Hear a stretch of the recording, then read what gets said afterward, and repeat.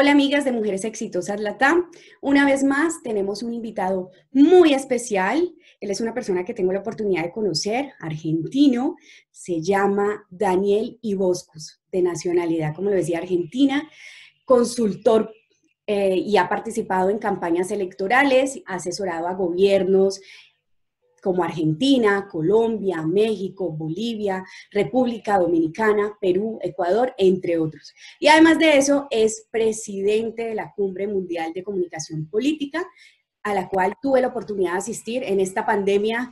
Fue de las últimas cumbres en las que participé. Así que yo le quiero dar la bienvenida a Daniel, que está el día de hoy con Mujeres Exitosas Latam. Bienvenido, Daniel, ¿cómo estás? Todo muy bien, Paola, un saludo acá desde Buenos Aires, un gusto estar en contacto y una alegría poder participar de este programa y estas iniciativas que le hacen también, ¿no? a la sociedad, no solamente a la política, a la sociedad, en términos de empoderamiento, de igualdad de oportunidades, de visibilidad. Así que para mí es un gusto que podamos charlar hoy un poquitito y tener un pimponeo con distintos temas. Sí, hemos decidido pues hablar sobre un tema que es muy importante, sobre todo en estos tiempos de pandemia y de incertidumbre, como se llama nuestro tema, que es comunicación política en tiempos de incertidumbre. Sabemos que tú, además de toda esa trayectoria, yo me podría quedar aquí todo el día hablando sobre la trayectoria que tú tienes, el trabajo que has hecho como político, todo a nivel de Iberoamérica, que además de eso eres director del Búnker, primera serie televisiva dedicada íntegramente a la consultoría, además de conferencista internacional y como colega docente universitario también en América y Europa. Entonces, antes de iniciar con el tema, me gustaría que nos contaras un poco a las personas que nos ven en este momento quién es Daniel, sobre todo en su parte personal y profesional. Bueno, qué pregunta, ¿no? Cuando uno tiene que hablar de uno mismo se complica a veces mucho más, pero no, Daniel es un apasionado por la política, por la comunicación, amante fervoroso de sus dos hijos, eso es algo que me vuelve loco y obviamente me ha cambiado la vida. Y después otra de mis grandes pasiones, además de la política, la comunicación y obviamente mi familia, es el fútbol y el club que me hizo tener el éxito electoral más grande que nunca me hubiera imaginado en mi vida, que es haber podido ser el estratega de la campaña del Club Atlético Boca Juniors en Argentina, que con Colombia tenemos muchos lazos, muchos colombianos que han marcado nuestra historia. Así que mi vida está muy pintada de azul y amarillo.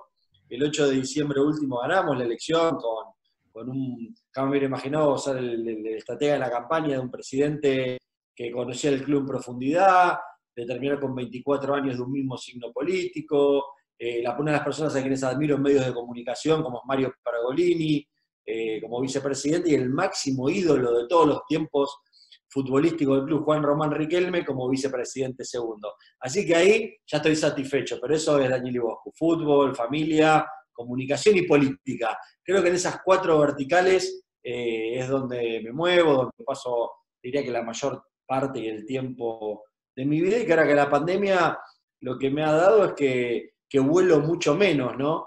Porque lo que sí tenía son muchas horas de vuelo, vos mencionabas los países, no tengo mucho cariño, he estado en, uno va trabando relaciones, mezcla la cultura, pasa muchas horas, y bueno, por un lado la familia que a uno lo banca, y sobre todo mis hijos, que lo hago desde que son muy pequeños, y por supuesto después en cada uno de estos países uno va trabando relaciones y tiene siempre sus cariños en estos lugares, ¿no?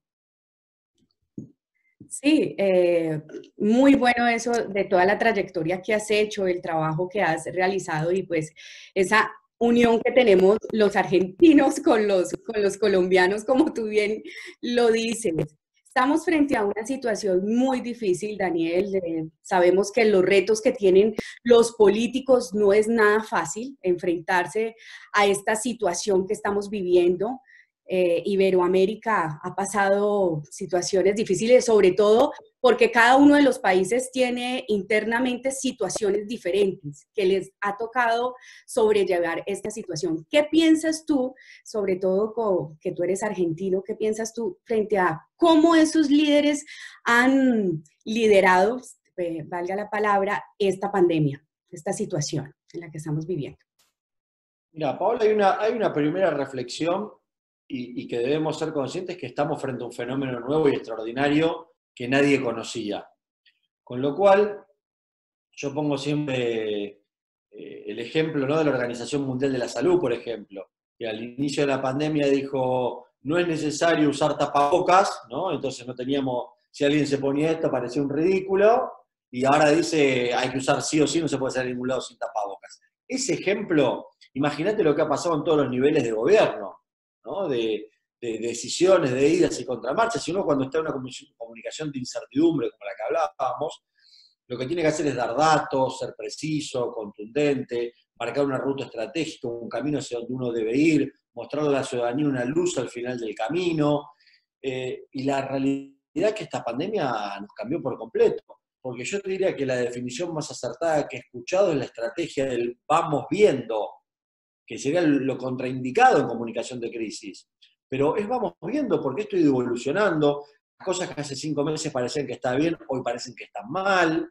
Y después está la discusión política, que ya no es solamente la comunicación, sino las decisiones políticas que han llevado a líderes a estar bien posicionados al comienzo y hoy estar mal, otros que habían empezado muy mal y hoy se acomodaron bien. Y bueno, ustedes se tienen cerquita, por ejemplo, el caso de Ecuador, donde imagínense un presidente como Lenín Moreno, que arranca la pandemia con 82% de reprobación de su gobierno, ¿cómo enfrentás una crisis? Cuando lo que vos decís, ya el 82% de la ciudadanía no te quiere escuchar, cambia de canal o va a estar en contra directamente. Entonces es complejo, no podemos medir a todos por igual. En el caso de Argentina, el presidente argentino comenzó una cuarentena anticipada, muy extrema, poniéndose por delante. Argentina, de hecho, es el único país que no ha salido ni entrado vuelos, salvo los de emergencia, digamos, si los aeropuertos totalmente cerrados. Y esto lo que marca es que el inicio tuvo casi una aprobación cercana al 90% por parte de la ciudadanía, pero a medida que fue avanzando el tiempo, empezó a caer, porque no era solamente el problema acá, es que al comienzo todos creyeron que esto era un problema solamente sanitario. Primer grave error. Es encuadrar la pandemia del coronavirus como algo netamente sanitario. Es mucho más complejo que eso. ¿Por qué? Porque afecta a la economía, porque la locura de la economía hace que por ahí no puedas respetar las medidas de prevención sanitaria y tengas que salir igual, hace que haya crisis social, institucional, son un montón, la inseguridad, son nuevos factores que van potenciando esa crisis sanitaria. Y después tenemos casos, digamos, distintos en cada uno de los países. Primero, en qué momento de su mandato los agarra la pandemia. Segundo, si están en elecciones o no elecciones. Por ejemplo, Donald Trump, que esta semana acaba de anunciar que a los 50 estados y gobernadores de los Estados Unidos que se preparen que a partir del 1 de noviembre empieza a aplicarle la vacuna a la gente, ¿no? Bueno, no sabemos si es un acto de campaña, porque las elecciones son el 3 de noviembre, si tiene algo que ver, y así podemos tener cientos de ejemplos que empiezan muy hablando de cuarentena, de aislamiento, de toque de queda, como pasó en República Dominicana, y que después, bueno, la realidad va acomodando esos discursos. Lo que también es cierto es que es muy importante analizar cómo agarró parado el posicionamiento de los distintos gobernantes y líderes en ese momento, de que se inicia la pandemia. Y el segundo tema interesante es los procesos electorales cuando se cruzan con la pandemia. Por ejemplo, el de República Dominicana, que tuvo que suspender el 17 de mayo y hacerse la primera elección presidencial en pandemia el 5 de julio, ganó un partido de oposición. En Bolivia, que la presidenta interina vino suspendiendo, pareciera que ya son en octubre las elecciones, y por supuesto la de Estados Unidos en el mes de noviembre, pero después pegado tenemos febrero Ecuador, después Perú. Los procesos van avanzando. La pandemia no puede ser una excusa para detener la democracia. Sí, efectivamente debe ser así, no se puede seguir limitando. Y además de eso, mira, nosotros en nuestro país, en Colombia, tenemos una cuarentena súper estricta. Ha sido, hasta hace poco se ha venido reactivando. Y cada uno de los gobernantes, de los trabajos que tiene que hacer, pues tiene que asumirlo. No sé si sea tan bueno lo que tú dices de que ahí vamos viendo. Sí siento que es importante que se haga una estrategia y que se mire, porque sin lugar a dudas, constantemente estamos en crisis, en incertidumbres. Nosotros que venimos de países como Colombia, países donde desafortunadamente vivimos el día a día, pues no podemos seguir teniendo gobernantes que vivan desde esa óptica, vamos a lo que suceda. Entonces, sin lugar a dudas, sí estoy de acuerdo que es una situación difícil y que nadie esperaba esta pandemia, nadie lo ha vivido y sobre todo desde las situaciones tan alarmantes que hemos vivido. Pero por eso es tan importante la comunicación política. Cómo esos políticos... Claro, mira, Paola, lo importante en esto que vos decís, y voy a reiterar lo del vamos viendo para que se entienda qué significa, por ahí según el país uno cambia las percepciones, es que los políticos no le pueden mentir a la gente, que no pueden dar definiciones absolutas cuando no tienen la información correcta, porque si no, la reputación los va a volar por el aire. Entonces, hay políticos que han tomado y gobiernos que han tomado decisiones que después tienen que dar marcha atrás. Vos decís, lo hicieron porque quisieron mentir, lo hicieron porque querían votos, engañar, porque no, lo hicieron porque no sabían lo que iba a pasar.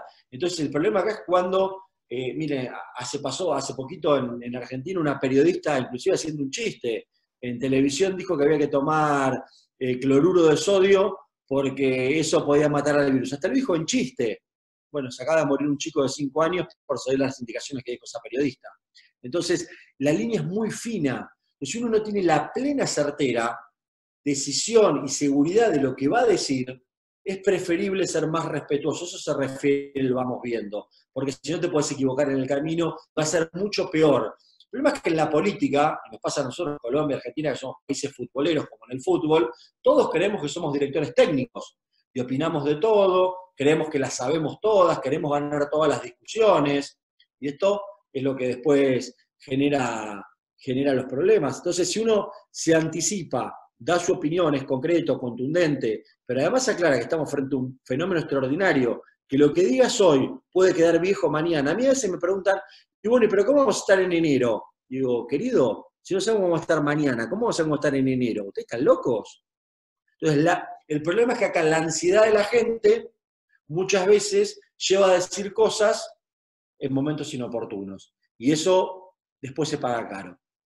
así es, todo lo que se diga puede ser utilizado en tu contra también. Entonces, allí. Nuestros países tenemos una crisis, siento, de confianza frente a nuestros gobernantes. Y en estas épocas de pandemia, pues creo que se acrecienta más.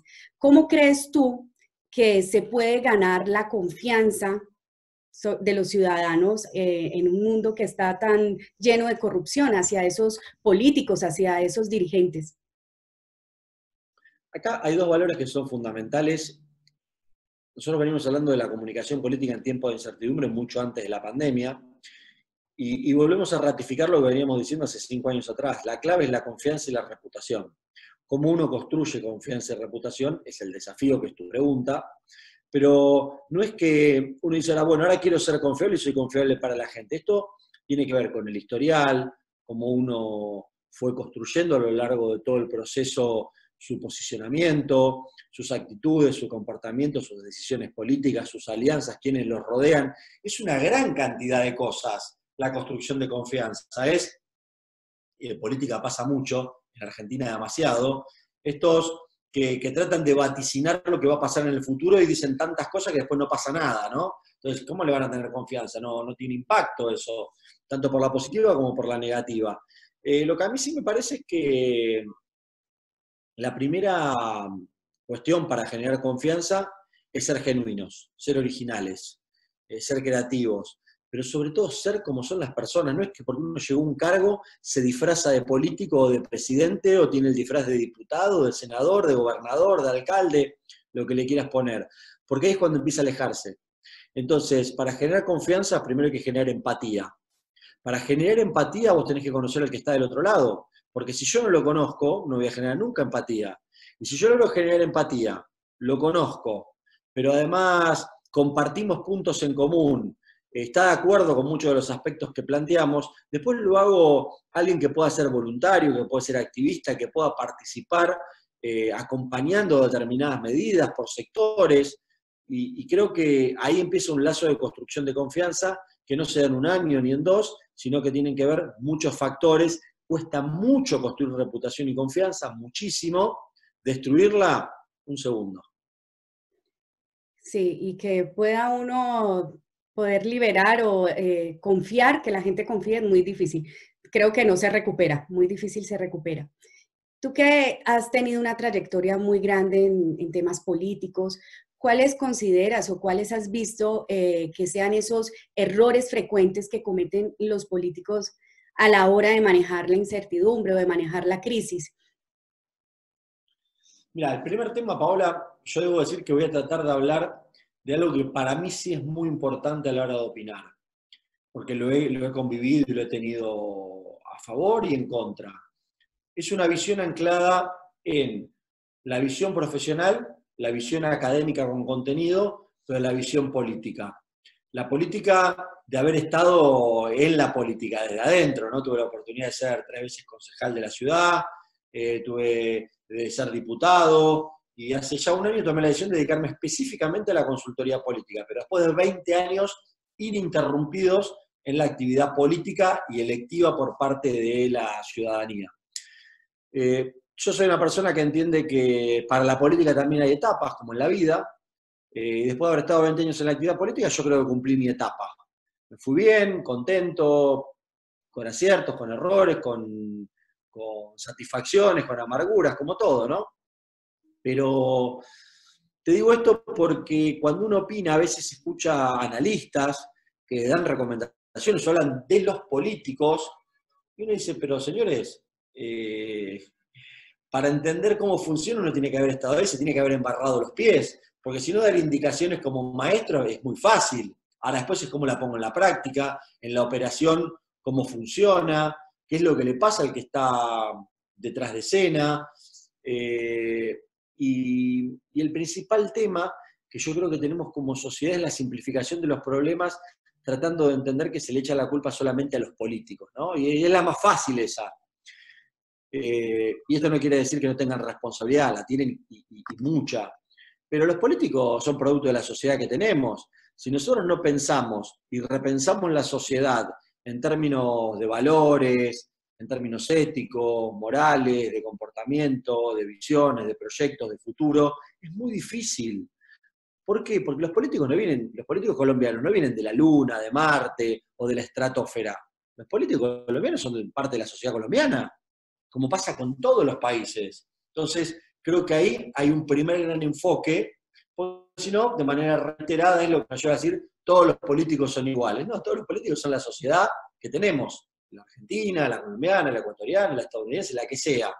Va variando, va teniendo vaivenes según el contexto, la coyuntura, pero el problema es más profundo. Por eso a mí me gusta abarcar los problemas con una óptica radial, entendiendo la situación, porque es la mejor manera de poder aconsejar cosas que sean prácticas y que se puedan llevar a la realidad todos los días.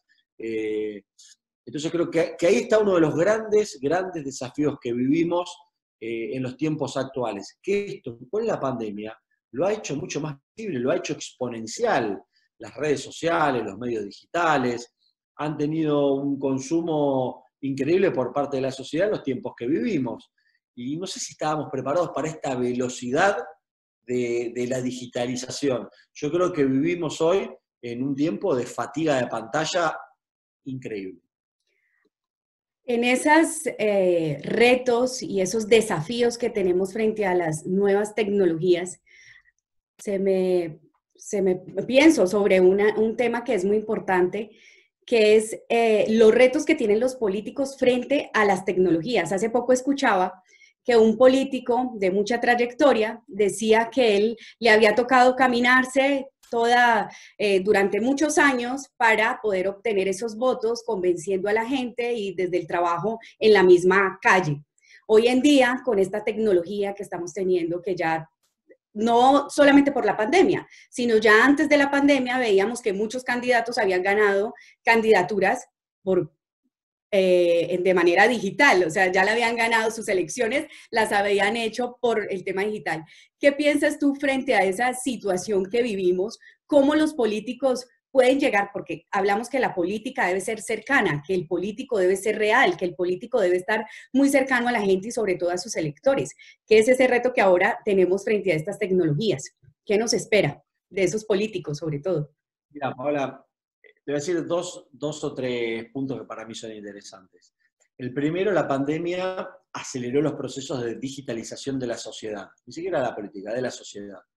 Y la política, como los medios de comunicación, van hacia los comportamientos de la sociedad, porque si no quedan afuera. Entonces lo que creo que empezamos a entender que la tecnología es importante, que no viene a reemplazar ni a la radio ni a la televisión, es un medio diferente, que en cualquier estrategia política de comunicación debe existir la construcción de un sistema de comunicación que tenga los medios digitales, que tenga la televisión, la radio, la vía pública, el contacto directo. No se va a perder ni va a desaparecer el contacto uno a uno, de ninguna manera, para nada, pero sí que la tecnología ha subido. A mí recordaba porque esto que estamos hablando ahora, hace 12 años atrás exactamente, más, ya 13, en el año 2008, sí, 12 años, presenté un libro en aquel momento, una investigación, que se llama Vivir Conectados, Sociedad, Política y Comunicación en la Era Digital. Bueno, te debo contar que en las primeras presentaciones, inclusive en conferencias y en debates, prácticamente me trataban como un loco, que acabábamos de vivir conectados, y me lo hice con una editorial colombiana, con la editorial Capeluz, Norma Capeluz, y la verdad que fue una experiencia hermosa la investigación esa.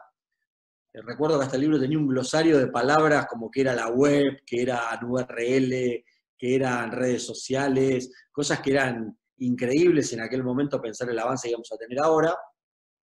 Pero ahí me quedó marcado, esto va a ser, la tecnología es para unos pocos, es para los que tengan dinero o los jóvenes.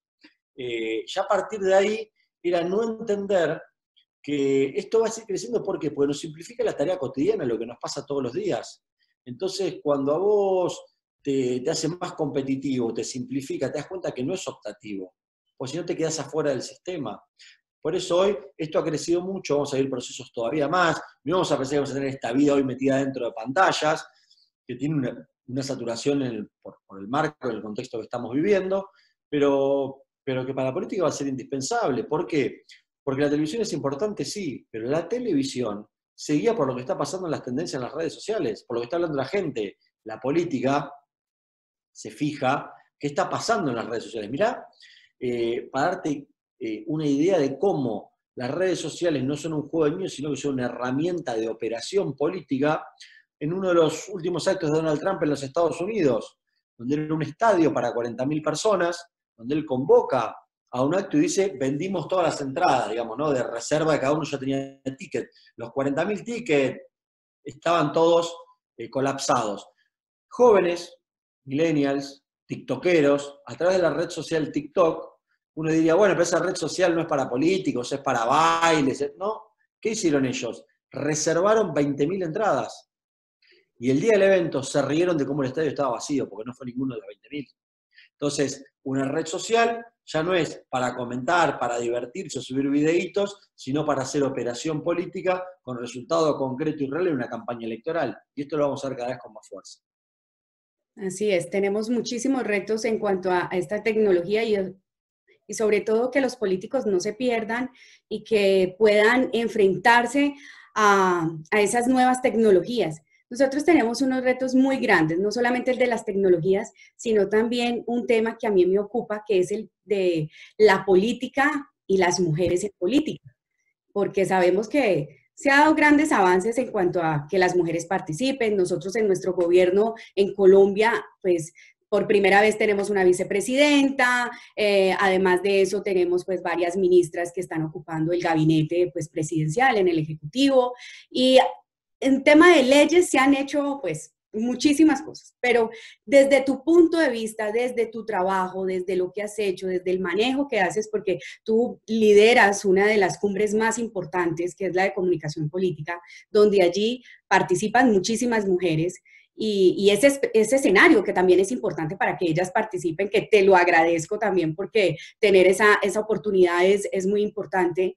Desde esa visión que tú has tenido, ¿qué piensas o qué sientes que nos falta a las mujeres o que falta para que las mujeres podamos estar en esas mismas igualdades para poder estar en esos cargos de, del poder? Bueno, mira, Paola, yo te voy a hablar no solamente en lo discursivo, ¿no? Porque a veces alguien dice cosas porque suenan bonitos, sino que hablo en la práctica, en lo que he hecho a lo largo de mis años en la profesión y en la carrera.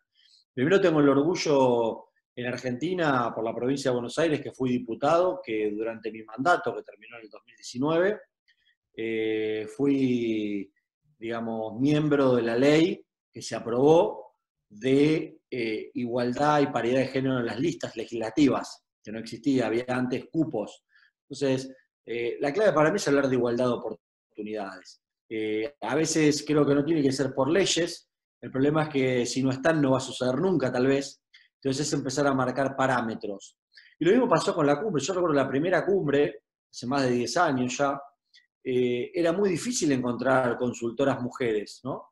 Que tuvieran visibilidad. Uno que empezaba con esto y decía, bueno, quiero conectarme, y no había esa visibilidad. Y creo que a lo largo de estos 10 años nosotros contribuimos de manera concreta a dar esos espacios, a dar esa visibilidad, a tratar de tener, en la medida de las posibilidades, pero sí incentivarlo, el tema de una mayor participación, tendiendo no solamente a las oportunidades, sino a la paridad.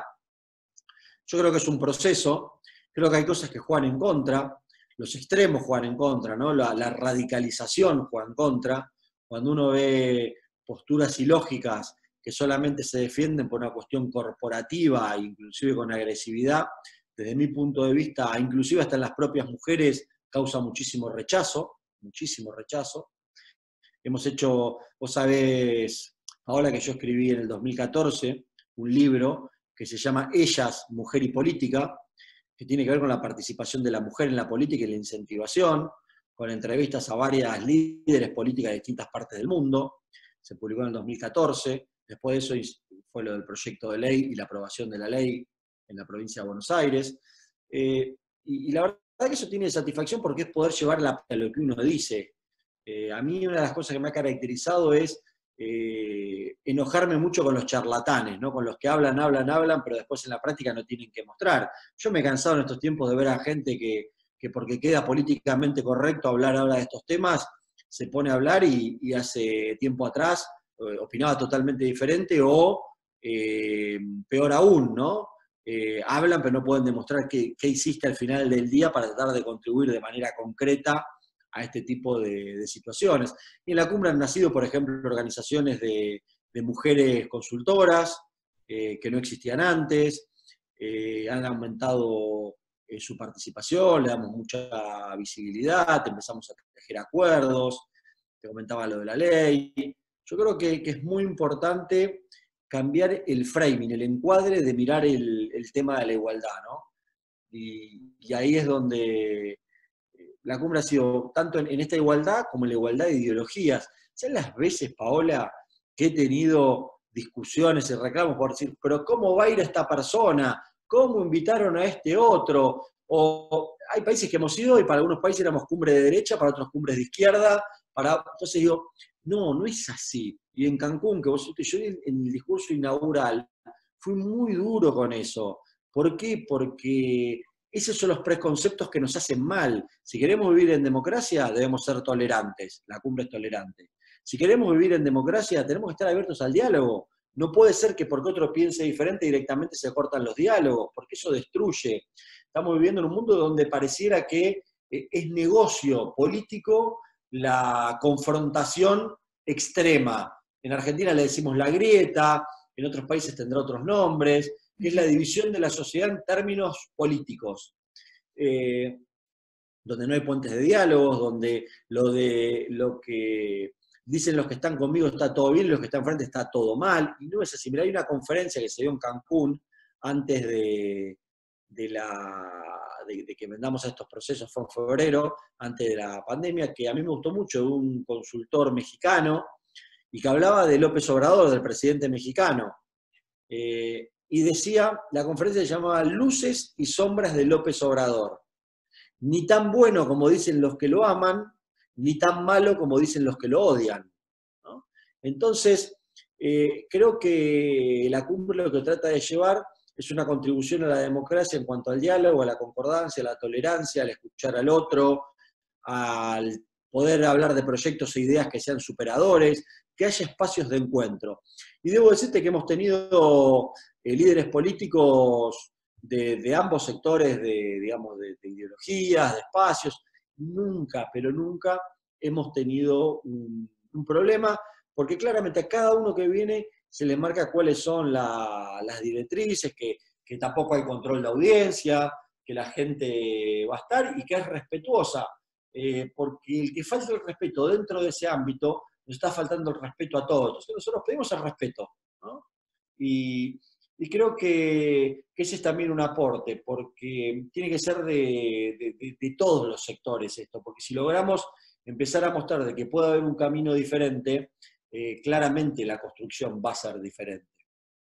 Y así es que se debe trabajar. Nosotras dentro de nuestra organización hemos velado y trabajado muchísimo para que hayan esas alianzas, para que más que ver ideologías, ver unas posiciones que tengamos en común y seguir trabajando.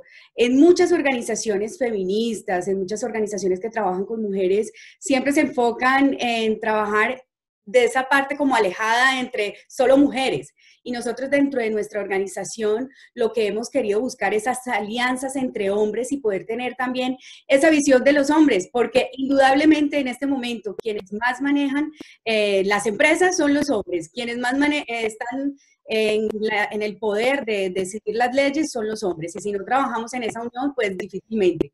Por eso es muy importante seguir abriendo estos espacios y generando estas alianzas, porque a veces también es dentro de las mismas personas que están alrededor que crean esas posiciones y que lo único que hacen es divisiones. Tú sabes, nuestro país es un país que está también muy dividido, muy polarizado y que eso lo único que está haciendo es daño y que no podamos ser objetivos y ver las posiciones que tienen nuestros gobernantes y que como ciudadanos estamos es para hacer esa vigilancia también a las posiciones y las posturas que se pongan.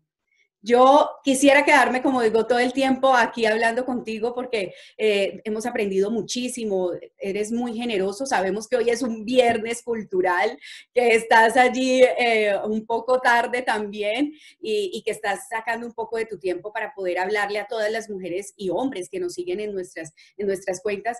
Yo no puedo dejar irte sin antes hacerte una pregunta que le hacemos a todas las personas que nos acompañan y es para ti. ¿Qué es, puedo ponértelo en qué piensas para el hombre y para la mujer? ¿Qué es ser una persona exitosa? ¿O qué consideras también, si me puedes resolver las dos o responder las dos? ¿Qué consideras tú que es un hombre exitoso y una mujer exitosa? En primer lugar, hombre o mujer exitosa, no hago la diferenciación entre hombre y mujer, ese es el otro gran error, ¿no? Porque estamos haciendo, no hay una diferencia. Si hablamos de igualdad, el que es exitoso puede ser hombre o mujer, digo, no veo ningún tipo de diferencia. Para mí, ser exitoso es hacer lo que a uno le gusta, lo que lo apasiona, lo que lo mueve, que aporta algo de manera concreta, pero que además ha dejado algo y un aporte a la sociedad. No es el éxito en manera personal de decir, yo gané esta partida, sino el éxito para mí es un proceso. Yo creo que los éxitos o los triunfos cortoplacistas son hitos que si uno no los mantiene a lo largo del tiempo, la definición de exitoso es un proceso, es todo un proceso. Y dentro de ese proceso, si además uno deja el aporte en un granito de arena para una sociedad mejor, creo que hoy el éxito tiene que pasar por eso, porque ese es el desafío que tenemos. A mí me gusta que esto que ustedes llaman mujeres exitosas LATAM, porque es mostrar casos de éxito que motiven, que saquen a la juventud, es dejar un legado, dejar un aporte, que hay historias positivas en un mundo de negatividad, tanto en las redes como en los medios de comunicación, y eso para mí es un gran aporte porque nosotros tenemos que buscar gente que el éxito lo vea en términos de mente positiva, de colaboración en la sociedad. Mirá, ayer hacía una entrevista en Perú muy larga con una persona que además quiere ser candidato a presidente del Perú en la próxima elección, y le decía, cuando discutíamos, y él no había sido nunca, había estado así activamente tan metido en el tema político, y le digo, mirá, Luis, ¿sabes cuál es el problema?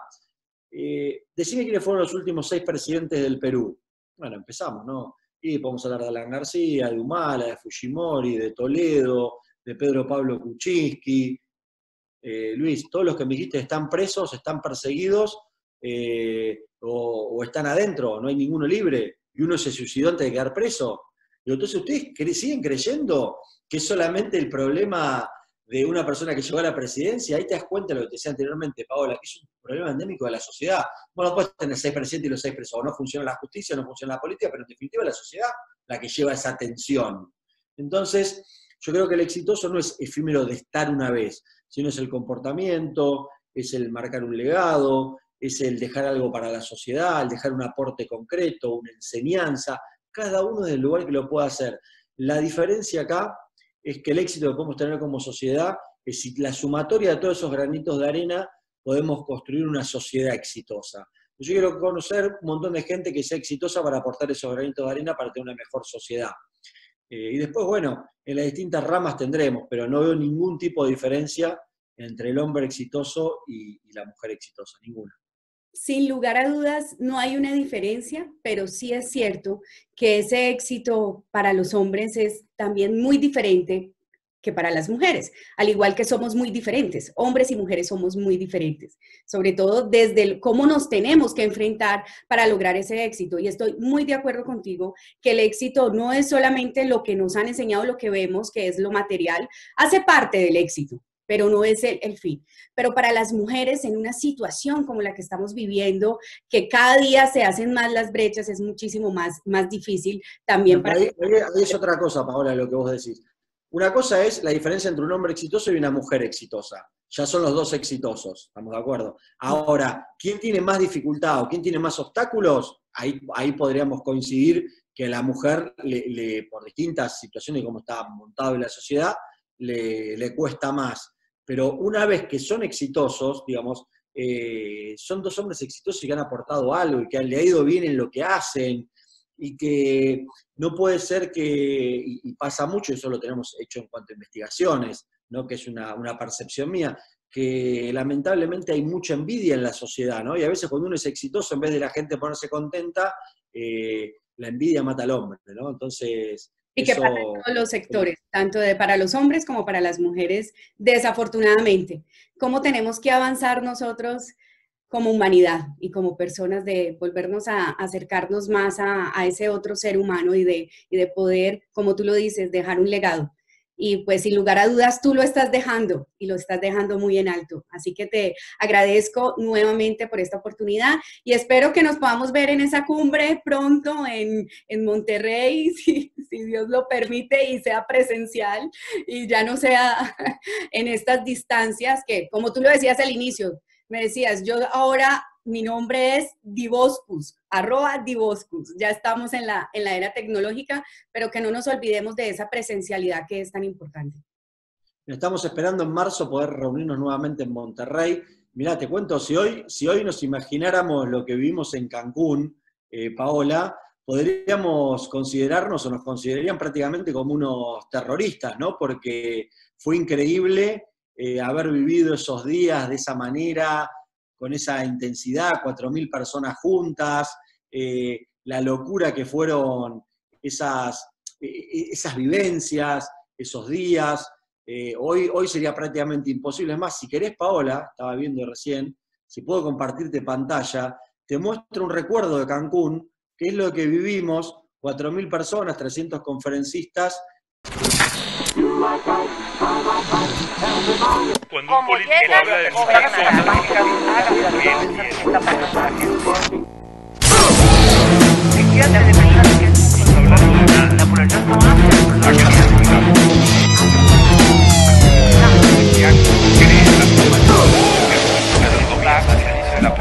la política para nosotros, pero lo que los demás quieren, interacción con las leyes y de argumentos.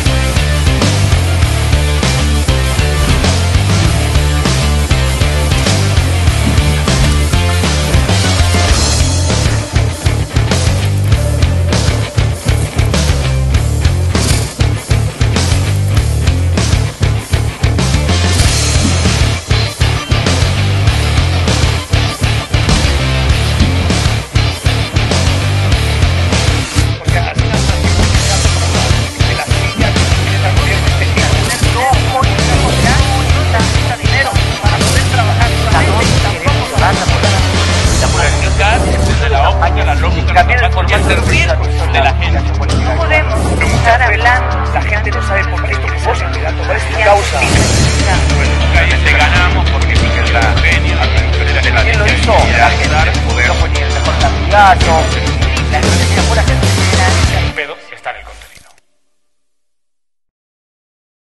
Así es, nos vamos a ver, seguramente nos vamos a ver en Monterrey.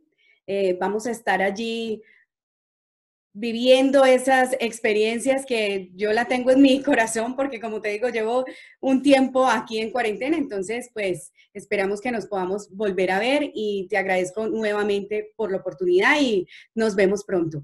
Así que despídete de las mujeres exitosas, Latam. Un abrazo para todas, a darle duro. El camino no es fácil, pero hay mucho por recorrer y hay muchas experiencias que nos llenan todas las mañanas para ponerle mucha energía a lo que hacemos todos los días. Así que un abrazo muy grande. Felicitaciones, Paola, por el trabajo que haces, por el empuje, por querer seguir mostrando a mujeres exitosas que motiven a un montón más y sobre todo a muchos jóvenes que puedan ver que hay un camino por recorrer y que tiene su fruto, que tiene resultado. Así que te mando un abrazo grande, muchos saludos, espero que nos veamos pronto. Pues a ti, muchísimas gracias y a ustedes, Mujeres Exitosas Latam, nos vemos en una próxima oportunidad.